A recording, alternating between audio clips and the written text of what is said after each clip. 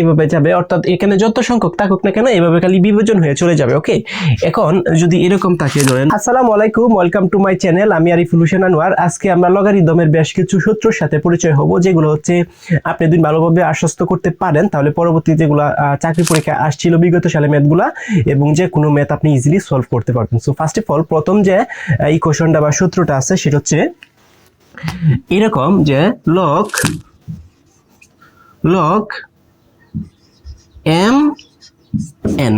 দেখেন এখানে কি ঘটনাটা ঘটতেছে, এই লগের সাথে এম এন কিন্তু মাল্টিপ্লিকেশন অর্থাৎ গুণ আকারে আছে। ওকে, তার মানে লগের সাথে এম এন গুণ আকারে আছে। যদি কখনো দুইটা সংখ্যা এইভাবে গুণ আকারে থাকে তখন এই সূত্রটা বিভাজন হয়ে যাবে, মানে ভেঙে যাবে, এরকম হয়ে যাবে log M plus log N. এই বিষয়টা একটু মাথায় রাখতে হবে। লগের সাথে এম এন গুণ আকারে আছে, তো এটা ভেঙে গিয়া গুণটা যোগ হয়ে যাবে, অর্থাৎ log M plus log N. Okay, এটা হচ্ছে একদম বেসিক বিষয়। এখন এটাকে যদি আমরা এভাবে এক্সপ্রেস করি, আবার এভাবে এক্সপ্রেস করতে পারি লগ এ বি, তাহলে এখন আমাকে বলেন তো এখন কি হয়ে যাবে সেটা? Definitely log A plus log B হয়ে যাবে, এইভাবে বিয়োজন হয়ে যাবে।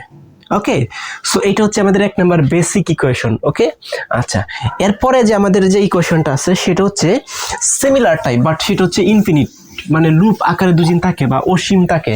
তখন আপনি সেটাকে কি করবেন, যেমন এইরকম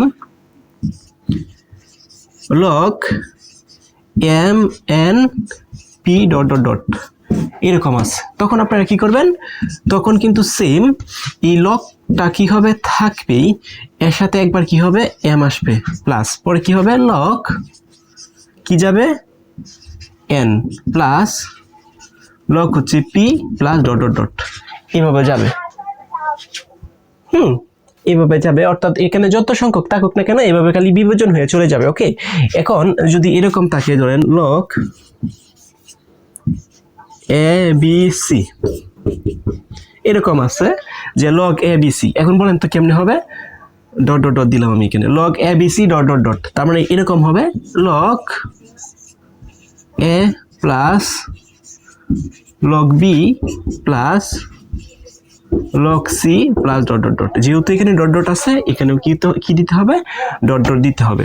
তার মানে এইভাবে এই বিষয়গুলো সামনের দিকে এগিয়ে যাবে। ওকে, সো এই হচ্ছে দুইটা বেসিক ইকুয়েশন। ওকে, এখন আমাদের নেক্সট আরেকটা ইকুয়েশনের সাথে আপনাদেরকে পরিচয় করিয়ে দিই, সেটা হচ্ছে যদি এরকম হয় লাইক যোগ আকারে থাকে, যে লগ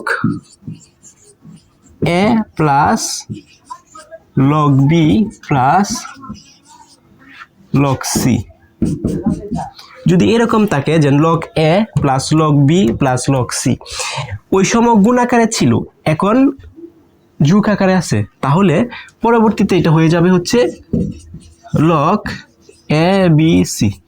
অর্থাৎ এই যে এখানে লগ আছে, এখানে লগ আছে, এখানে লগ আছে, এই তিনটা লগে মিলে হয়ে যাবে কি একটা, আর এখানে যে বৃত্তিটা আছে এই যে এ বি সি, এইটা একসাথে গুণ হয়ে যাবে।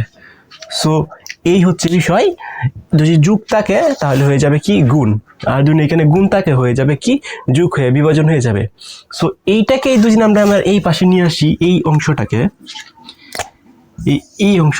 লগ কি আছে এ বি সি, তখন কি হয়ে যাবে বলেন তো, এখন এখানে কি আছে, এখন লগ এ বি সি গুণ আকারে আছে, তখন যে আমাদের এইটা হয়ে যাবে, এই যে এইটা আমরা এইখানে লিখব। ওকে, আর যেহেতু এইটা আছে তার মানে এটা হবে।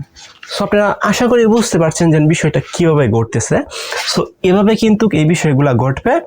এই আজকে আমরা আপনাদের কাছে তিনটে ইকুয়েশনের সাথে বা সূত্রের সাথে পরিচয় করিয়ে দিছি।